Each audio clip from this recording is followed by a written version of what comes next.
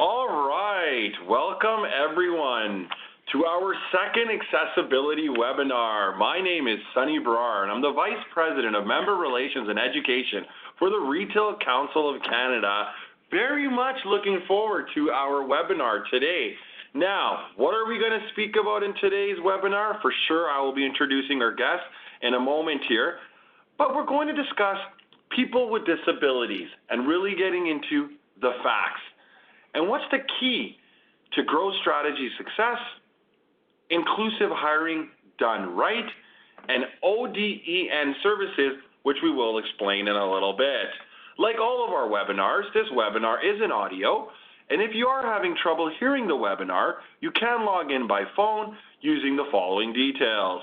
The call-in toll-free number is 1-844-426-4405, and that's both in US or Canada, at which point you'll be asked to type in an access code, and please type in 645-408-879#. Also, as all of our webinars, this webinar is being recorded. So, all attendees, that's everyone on this call, today will receive a web link to access the recording by email, and like all of our webinars, it'll also be available on Retail Council of Canada's website. Also, as all of our webinars, and something we highly encourage our listeners today to do, is submit your questions during the webinar. Now, if you're looking at your screen, there should be a WebEx question and answer feature right at the bottom right hand of the screen, at which point at the end of the session, we will get into those questions. And of course, if you have any information or any questions or anything you want clarity on, feel free to contact me. My information is on the screen. We also want to let you know before we dive right into our webinar that our upcoming webinars are coming in October. We actually got two more. One is the Healthy Store, Mental Health, Facts and Figures of Mental Health, which will be taking place on October 17th at same time, 1 p.m. Eastern. And then the one at the end of October, which is taking place on October 26th, again at 1 p.m. Eastern, is known as a Healthy Store, Workplace Accommodation and Resources for Mental Health. Well, everyone on the call, I am very excited today to introduce our two amazing guests who both come with a wealth of experience. Our first guest today, Jeanette Campbell, who is the Chief Executive Officer for the Ontario Disability Employment Network. And Jeanette is a graduate of University of Toronto and has over 25 years experience in the disability and employment sector. She is very highly respected and has a great reputation that she has developed through and demonstrated success providing service, program design, evaluation, and partnership development with educational institutions, service agencies, all levels of government and private sector stakeholders. So just a few to mention there. Jeanette has been the executive director of two organizations in Toronto that support people facing various barriers to inclusion, including employment. She worked as a strategic management level with United Way of Toronto, including their youth success strategy, designing their employment programs with multi-sectorial partnerships, as well as national products with the private sector. In her current role with ODEN, Jeanette's program design, business management, and product development background is utilized on various projects with provincial and federal government departments, as well as expanding and leading the team of diversity and inclusion specialists across the province who support businesses to increase their hiring success and meet their business needs and bottom line. What a bio. Welcome, Jeanette. Thank you. And with joining also with us today is Ingrid Mushta. Hopefully I pronounced that correct. She gave me the nod and the smile, meaning you did.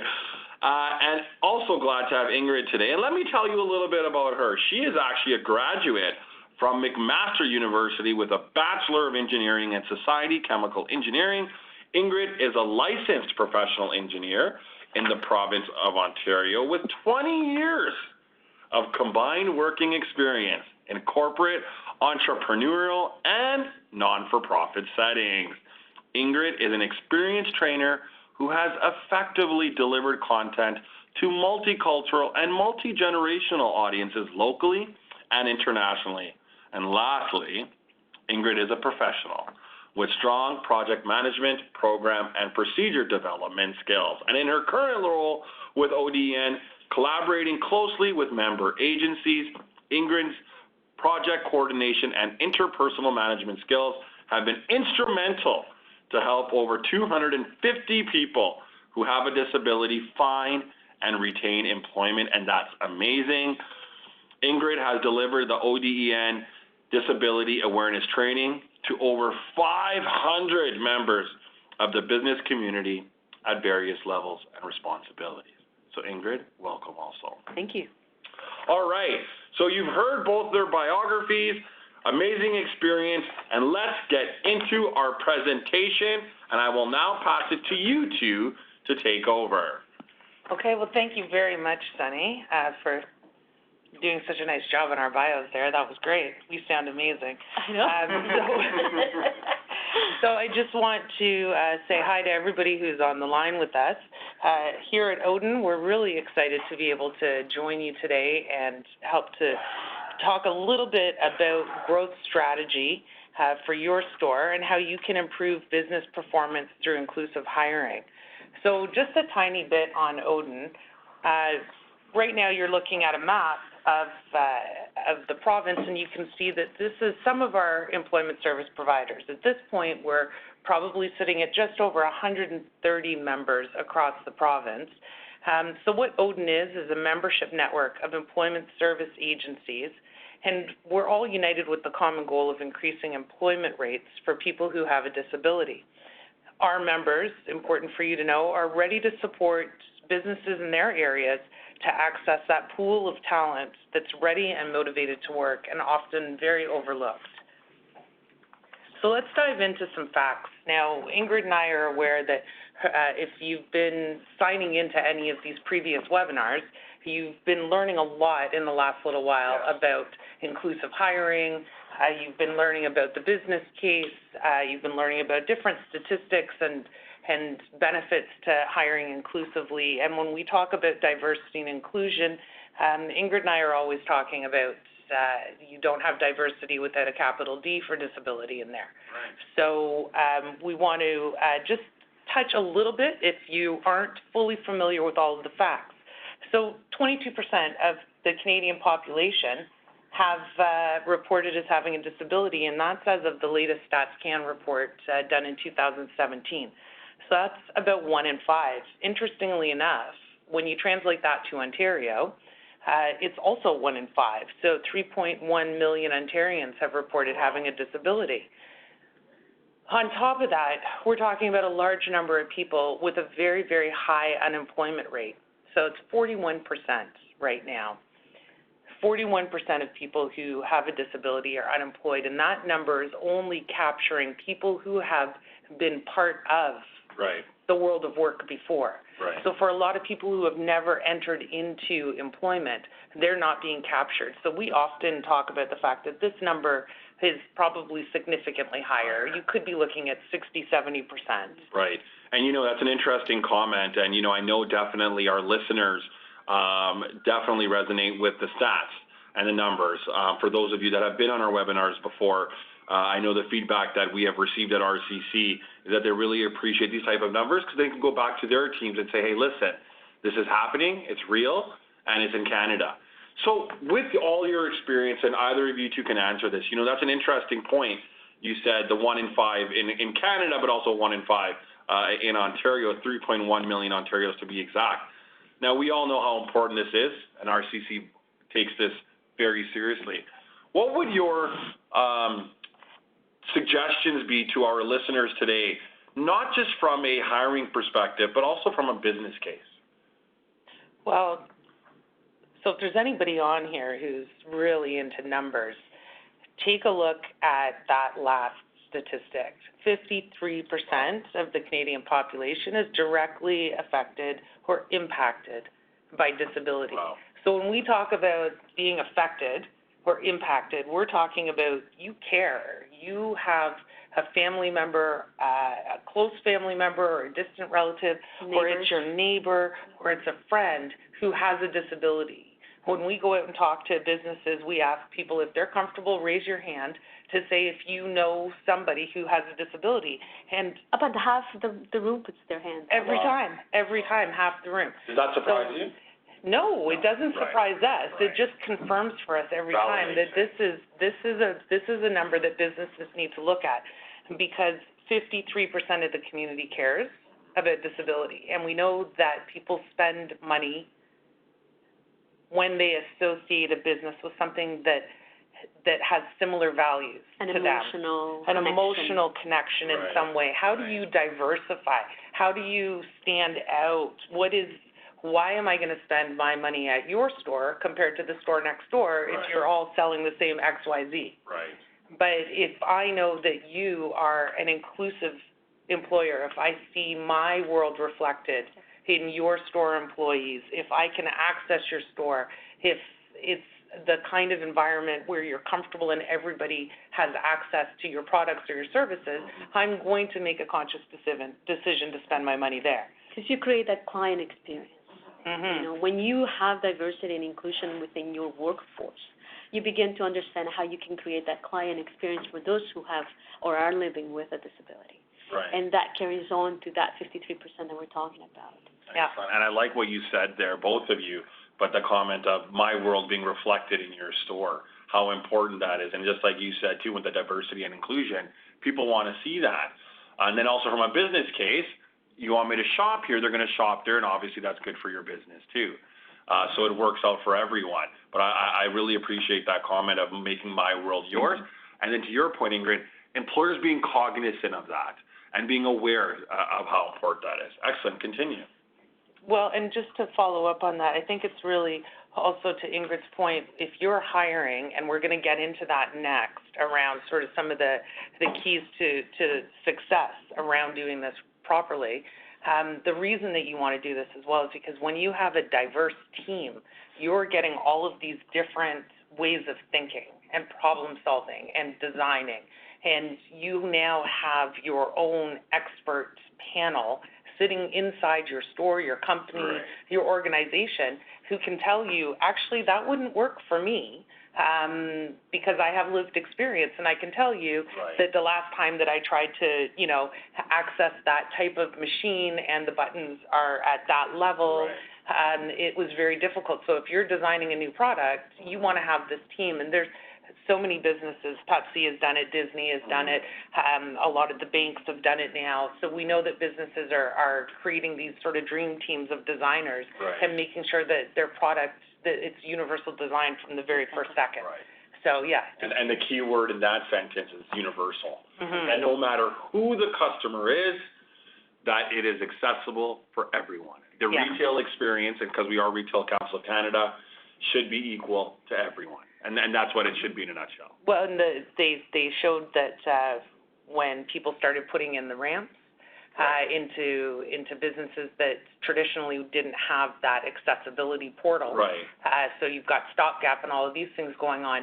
So you put a ramp in, and that's great. Now somebody who happens to use a mobility device can get in there, but the person with a broken leg is going to come in, the mom or the dad, let's be equal, with the stroller is going to be able to access your store. You widen your aisles, and people are coming through there. So the double stroller and the designer dog is now in your store as opposed to the one next door. So when you make your business accessible and you design for universality, if that's a real word, sure it is now, then you're just opening up your customer base. So let's dive into some of the key growth strategies that we talk about. So you can see that there's sort of 4 points that we're going to discuss briefly today. The first one, motivation. So you heard Sunny talk about being motivated and being intentional. I think Ingrid's used the term as well. So when we talk about hiring with motivated intent, we're saying mean what you're going to do. Name it, claim it. this is what you're going to do, and know where to find the talent. So we're going to talk about how you can find that talent. So you're motivated, you're intentional, now you've got to find this talent pool. Hire for real needs within your business. So on the screen, you'll see that it says, what's your pain points? And we talk to businesses about this all the time, and we sometimes use the term, what's your hurt? What is that business need that you have? What is the role that has constant turnover? What are some of the barriers to retention that you're experiencing? What is it that your business really needs? What are the roles that have to be there, that have to be filled, that you're having a struggle with? And that's the kinds of jobs that you want to look at. These are your real needs. Don't hire somebody because it's goodwill or it looks good or it's charity because it's not going to last. Right? You're a business. You are in the business of earning money. Yeah. You're not a charitable organization. So you have a bottom line to meet and you have profits to make. So we always say businesses and business owners aren't in the business of hiring. You hire as a byproduct. It's a necessity to your day-to-day operation. It's an excellent way to look at it, right? And you're right, because, we've had people that have called Marcy and I, and my apologies, I didn't introduce Marcy. Normally she puts it in my deck, but it's not in my deck. But I want to thank Marcy Wen, who's our Manager of Education and who's definitely a key contributor to the success of this webinar and accessibility with Retail Council Canada. But yeah, we get a lot of members that are like, well, Sunny, we put on our application that if you need any accommodation, let me know. So let us know. Okay, well, that's good that you did that, Great. But that isn't the whole picture. And then once the candidate does come up with the accommodations, do you have the means to meet those? Yeah. Right? Yeah. And that's the thing is and that goes back to sort of, well, that speaks to everything here, is knowing what the skill sets are that you're looking for and what are the skill sets that are going to lead to retention for you. Because when you have those long-term employees, you get higher profits. And we're going to talk a little bit about that. And then lastly, looking at how you actually manage this inclusion process. How do you support your managers, your supervisors, your frontline staff, your customer-facing staff? How do you support everybody through this, not just the person who has a disability who you happen to have just hired? Excellent. Yeah. So we'll jump into it. Hiring with motivated intent. So one of the things that we recommend very strongly is something as simple as setting a goal. Another piece that we always say is that you have to have a strategy. You need to sort of make sure that you're mindful and you're planful when you're creating this strategy and that you're documenting your process. And as Ingrid likes to remind everybody, because as an engineer, she's process-driven, is, if you're going to do this, you need to have objectives. You need to have those KPIs, your measurables, identified and named. And you need to also say, what's the intended impact of this? So if the intention is to do something that sits well in your corporate social goodness and it fits in your goodwill line on your budget, right, that's one thing. But do you need to decrease turnover? Do you want to attract a new client base? Do you need to design a new way of people navigating through your retail setting? If those are your intentions, name them very, very clearly. Set your goals. And so, again, around goals, maybe, Ingrid, you can just talk about one of the experiences about somebody being intentional. Yeah, we can talk about the Canadian National Exhibition. For the last 3 years, we've been working with them to create a more inclusive customer experience. They have always been very driven by diversity, but they knew that they could do much more for people who came into their fairgrounds and who had disabilities. So they came to Auden to try and figure out how do we create an environment where everybody feels welcome and that they belong. So they set a goal of mirroring the Canadian population who have a disability. So, set it from the beginning, saying we want to have 20% of our workforce comprised of people who have a disability. And for the Canadian National Exhibition, that's 150 employees. So by setting a goal, by creating a plan, and by going back to that plan every year, they've actually realized that within 1 year, and that was a 5-year plan, that by creating a plan, they realized that they met that goal within the first year. That's amazing. because they didn't, and they implemented some things within their plan to identify anonymously who had a disability, something that they had not done before. And that's how they identified that they were already engaging their community, the disability community within their workforce. They just had not really planned that. You know what? That's a great story, and it's interesting. The stat that you used, the 20% of a workforce of 150, which is definitely several people. So what's the experience like? You know, so they contacted Odin. What does Odin do? What's your first step? Do you go in? Do you analyze? Do you audit? Do you just hear them on the phone? You're jumping ahead. You're jumping ahead. Okay. So we have a plan, Sonny. Great. You know what would have been great right there? If you said, well, Sonny, that's a great question. We're actually going to talk about it in a little bit. So to all of our listeners, as you can tell, we clearly have fun on these webinars. But okay, you will be getting into. So well, Sonny, that's an interesting question. Actually, we'll be getting to that point. Oh, more than most, definitely. All right. So we'll keep going so that we can get to that question. How's that? Thank you. The next piece that we want to talk about is, making sure that you're hiring for a real need within your business. And earlier, we mentioned on those sort of 4 key points is knowing what your pain point is.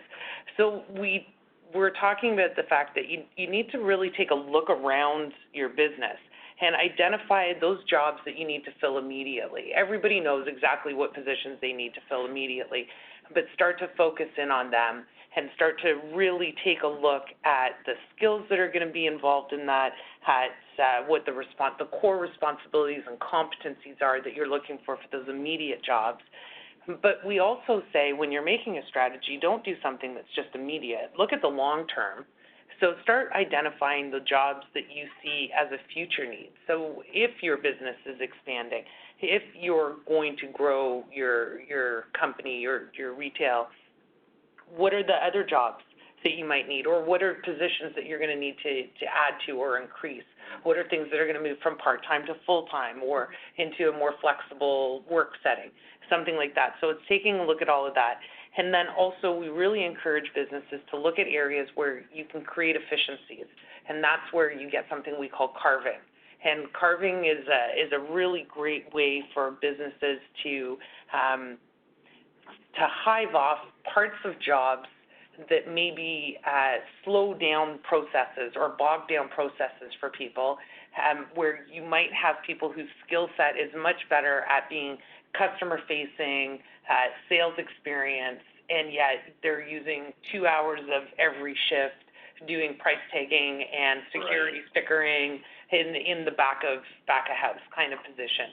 So why not look at how can I take all of those pieces of jobs and turn that into one full position and free up my staff that excel at that customer-facing experience, or that are the people who, are better at designing the sales displays or whatever your business is. How do you hive that off so that you can free up their time and get the most out of that employee, and they're doing what they really love to do, so they're sticking around. And now you have a job where you can fill it for somebody who's coming into the workplace for the first time maybe. And maybe this is the entryway for somebody who happens to have a disability to come in. So an example of that is, and this isn't retail per se, but it is customer service, is that there's a law firm actually in London, Cohen Hiley, and we talk a lot about them as an example. They had a pool of legal secretaries, highly paid professional positions. You've gone to school for a number of years, you're sought after, and what they found was that they were spending a lot of their time doing more simple administrative tasks, a lot of filing, dropping mail off, greeting guests, back in the day, faxing, right? They were doing all of these sort of data entry type jobs and things like that, and not doing really what they're highly skilled and being highly paid for. Right. So they had engaged with the service agency, and we'll talk a little bit about how you work with these employment service agencies to benefit your business. But they engaged with a community living organization out there, and this is going back a number of years. This is well over 25 years ago now. Oh, wow. So, like, in our world, like, wow, this place was way ahead of the curve. Especially at that time. Especially at that time. Wow. And they ended up hiring a woman who I believe had Down syndrome, and she came in and she did all of these administrative tasks, the mail delivery to the different floors, the faxing, the photocopying, the setting up the meeting rooms, making the coffee, greeting the clients as they were coming in, showing them off to the rooms, all of these things. So when one of the lawyers, one of the partners there, this gentleman, Joe Hoffer, came out to speak a number of years ago at an Odin event to talk to other businesses, he did an audit of what the cost savings actually were, having this woman, Kelly, work there. And he found that they were saving the equivalent to 2.5 legal secretary salaries. Wow. So that alone. Right there. Right there. In this case, right there. Yeah. So when we say look for areas where you can carve and create efficiencies, that's one of the things that we're talking about. Great. So then the other piece that we talk about on that around looking at ways that you can carve and create efficiencies is also you have to know what skill sets you're looking for and how to access that talent pool with that specific skill set that you need. Because when you know this, when you have employees who are being utilized and being able to use the skills that they have and their inherent abilities, they're going to stick around. Right. They're appreciated because they're contributing. Right. And so, that obviously helps with retention and growth, and you have that experience, because we know, we often hear, and we have several HR professionals on this call today, we often hear is one of the frustrating parts, for at least for retailers, and like you said, it's customer service sectors, but in retail for this one, Sunny, Marcy, we invested 2 weeks for onboarding, and then they left, right? We invested a month for training, and then they leave. So to your point, from a business standpoint, keeping that retention also helps with your business. Yeah. It's studies. This is something that we would be really interested in hearing if there's any recent information on that. Right. But our understanding and the studies that we've looked at say that when you're looking at your sort of entry-level position, it's about $4,000 in cost to onboard. Mm-hmm. And then when you start moving up into supervisors and managerial level, you're looking at about $15,000. If you're hiring for even higher than that and you're engaging with search firms and so on and so forth, you know that number could double. It could be $20,000, $30,000, $40,000. So that's a lot of investment that your business is making. That's a lot of money out of your pocket that you're putting in there. So retention is key. And when you have long-term employees, you're making higher profits. Right. Because you're not spending money on continuously training and onboarding. And then they're able to train their new employees that jump on board. I know we have a lot of content to go through still, and just an FYI, we have about 17 minutes left here. So we still want to have Q&A, so keep rocking it. You two are doing amazing. Okay. So the last piece that we're going to sort of second last piece that we're going to really talk about is around this concept of managing your inclusion process well. And that's when we talk about supporting your team, supporting your managers, supporting your supervisors, who are the people that are going to be managing your new hires. Who are the people that are going to be interacting daily and are going to be part of the responsibilities, the success of your workforce. And these are the people that you really need to support through these processes and get them on board right at the beginning. So we talk about things like disability confidence training. We talk about making sure that those performance expectations are very, very clear, not just for the new hire, but the responsibilities and expectations of the supervisors that you have for the supervisors and the managers. Making sure that at no time you lower your expectation. If you are hiring from the disability talent pool, the word there that you need to focus on is talent. Like, you're hiring talent. You're hiring based on ability. You're hiring on what somebody can contribute to your business, not on what they can't do. Nobody hires somebody for what they can't do. So don't lower your expectations. Don't bypass your processes and your procedures. And then to that last point is make sure that you're addressing performance issues early. Don't be afraid to have those conversations. You have to do performance management for everybody. Everybody needs performance management. And if there's a performance issue, there should never be a surprise. At the 3-month mark, at the end of probation, it should never be a surprise that things aren't working out. That's just not good practice. If you spend the time to performance manage right away, all the way through at least your onboarding, you're setting up for success, and you're setting up for a long-term employee. And again, long-term employee, high retention rates, higher profits. So there's lots of reasons why we talk about doing that. And one of the points that we have there is that we say, connect with those community service agencies that are out there. If you're going to be looking for talent, we're going to talk about how to connect to them. And we're saying make sure you go to them for support and find out how to do all of this.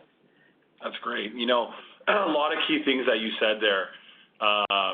And the one that I really want you to just kind of expand on yourself or Ingrid is that disability confidence training. Because let's be honest, when you hire someone with a disability, visible or not, there may be some trepidation. There may be this hesitant or resistance or it's sensitive, and I see you both are nodding your heads and in agreement. But so how important is that? So expand on, first of all, what is disability confidence training and how important it is to an employer to do disability confidence training. So if I can take that, the training is creating a safe environment, safe space where people, co-workers, supervisors, managers, anybody that may be working with the person who has a disability, has a safe space to ask questions. We can debunk myths around disability. For example, safety is top of mind for a lot of businesses.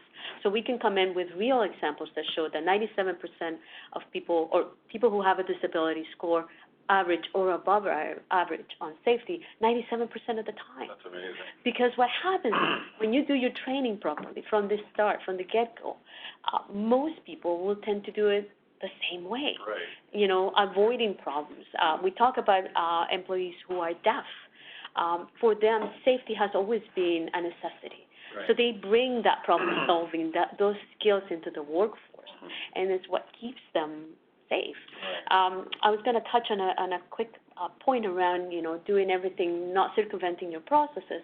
What we have been finding is that businesses who do this process well become better managers. When you manage a person who has a disability, the human aspect of managing somebody with a disability creates better managers. Because, for example, going back to an employee who is deaf, you will have to document things ahead of time to ensure that they can understand what you are going to talk about. So you become more efficient in your processes on performance. Your communication skills get much better. Your problem-solving skills get much better. Your efficiencies get much better because you're doing everything in a real proper process, and so your management team gets skilled up.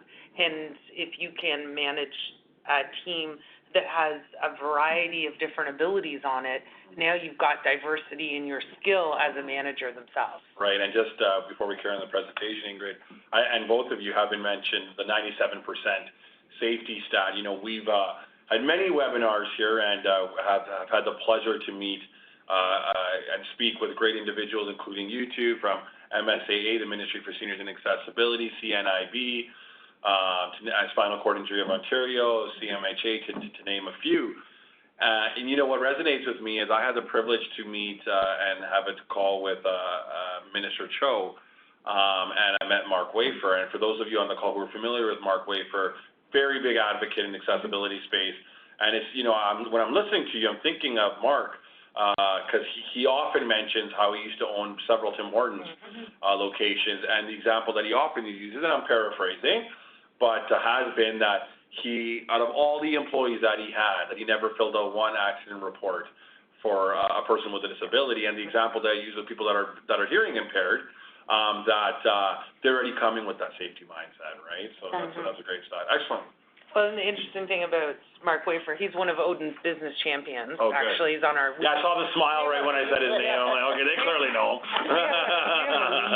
him. We like the League of Champions. And his stores, he had 6 stores when he owned 6 Tim Hortons before he retired. And when they would do their performance measurements for the top 5 things about that hit his retail stores is that you're rated on or whatever it is around sales, customer service, safety, all of these things, profit. He, with his 6 stores, was 1, 2, 3, 4, 5, and 6. So he was the top 6. Yeah. Every single one of his stores they were the highest performing stores. And he would say just by turning the lights on, he was making more money than the person across the street with the other Tim Hortons, kitty corner to him, who wasn't hiring inclusively. And he hired through the entire store. So, he talks about Clint, who was there, who was one of the first people he worked with. Clint was sort of, front of store, all the way through to management in his shops. So he was, Good. All right. And then I think this is our last point, right? Yeah, we continue with utilizing employment service agencies. They are organizations in your community that specialize in disability training that can provide you with the support you need in order to grow your business. They can develop that talent pool that you're looking for. You can have those conversations about what are the skill sets that you're looking for. They can go to the talent pool that they have and identify who best meets that that you have, because like any other employment relationship, you must have that fit. They can also provide you with job coaches, and from the world that I come from, I like to call them the technicians. You've got a product that you're implementing, people who have a disability, and you're looking for somebody that can provide you with that technical assistance on how to create that employment relationship that will be the best match for the needs that you have and the skills of the talent pool that's coming from them. Excellent. All right. So a lot of information that we've heard, and we are going to get into the question and answer period time right now. So for everyone on the call, just a reminder, on the right-hand screen, you should see a icon for Q's and A's, so please feel free to answer your question. So I'll ask the first one for you, and anyone can answer this, Ingrid or Jeanette. So you talked about earlier about the experience, and more often you have talked about how important it is and how important inclusive hiring is. What would be your tips or suggestions to the HR professionals that are getting resistance from the top?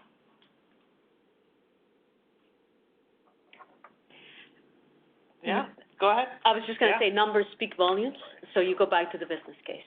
I will use the case of a manufacturing facility in Milton. Milton has almost 0 unemployment rate, and so for them, trying to get talent in the door has been very difficult. Right. So we had conversations with this manufacturing facility with the HR manager about the business case of hiring more inclusively. The retention rates, the low turnover, the performance, particularly for them being a manufacturing, safety was an issue. So we did a couple of meetings to try to identify where those needs were and how we could best match them. And then we had a conversation with the senior management team where we talked about what is the business case of hiring more inclusive. So Odin will come in. Yeah. So if I'm a retailer on this call right now, and I have some challenges that I'm having with the executive team, one of Odin's services, one of many, is that you will come in and approve the business case. It's one of the slides that we went through a little bit quickly because I missed it. This is why the person asked that question, to a little bit expand on. We have the ability to create strategic plans of talent acquisition for your business, where we could come in and have a bit of a discovery phase and try and identify what your needs are and have that conversation with your senior management team. Excellent. You also mentioned providing mentoring and support. You talked about extra support for an employee through your presentation. How important is that, and do you feel that's necessary for every single job? Support for your new hire? I think when you're new to inclusive hiring, having that access to the expertise that Ingrid was mentioning, that clinical support, technical support, that's very important. And just like everybody else, when you learn how to do something properly the first time, chances are you'll keep doing it right after that. So why not get that expertise? It doesn't to attach to an employment service agency who's got job coaches and job specialists and developers who will work with you to do the onboarding, to do the training, to get you through the probation phase. When you bring agencies like that in, it doesn't cost you anything. Right. So why not take advantage of that support? If it's something that that you still don't know how to do, have a conversation with us. Like, we're always happy to. We have members, and when we talk about members, these are employment service agencies across the entire province. Right. We will meet with you, we will talk to you, and we will attach you to the agency in our membership that's probably going to meet your needs best. And then off you to go. Like, when we do our job right, you don't need to work with us again after a little while. Right. So we'll bring you up to the place you need to be. Right. We'll attach you to the supports that you need, and they will attach you to the talent pool. It's really, like, at the end of the day, it's quite simple, but there's a lot of support out there. You know, and that's great, and it's really great to see and hear what Odin offers. You know, I'm sure a lot of our members on the call today, it's really the assistance that you're giving, but that you too, and Odin, you're cognizant of the challenges that members or retailers may face. You're not just going into this saying, no, it's the right thing to do, you must do it. Mm-hmm. You're very much aware of the space and the challenges. So that definitely resonates with me, I'm sure Marcy and our listeners. So before we wrap up with our last 4 minutes left, let me just ask you a simple question. This is a question I'm just going to ask you. What would be your final thoughts? You have some final thoughts for our for several of our listeners today. What would be a final thought that you leave with them? Jeanette, we'll start with you. Well, that's a tough one. I have lots of thoughts. Well, you only get to share one. But I only get to share one. That's fine. I think a lot. I think a final thought is, I would say welcome. Welcome to this conversation. Welcome to being in a place where you are ready to explore and learn about being intentional in your hiring process. And when I say welcome, I say that the same way somebody says welcome when they're opening the door to, like, a really great event or a really good party that you're coming to. Or a great webinar. Or a great webinar, exactly. Because what the benefits that you will reap from doing this right is you know, we don't have enough webinar time to talk about that. So that would be my final thought, is welcome to finding yourself in this place where you are ready to be intentional and strategic and focused on how you're going to not just grow your business, but start reflecting the community that your business operates within. And I think you're going to enjoy it. It's a great final thought. Ingrid?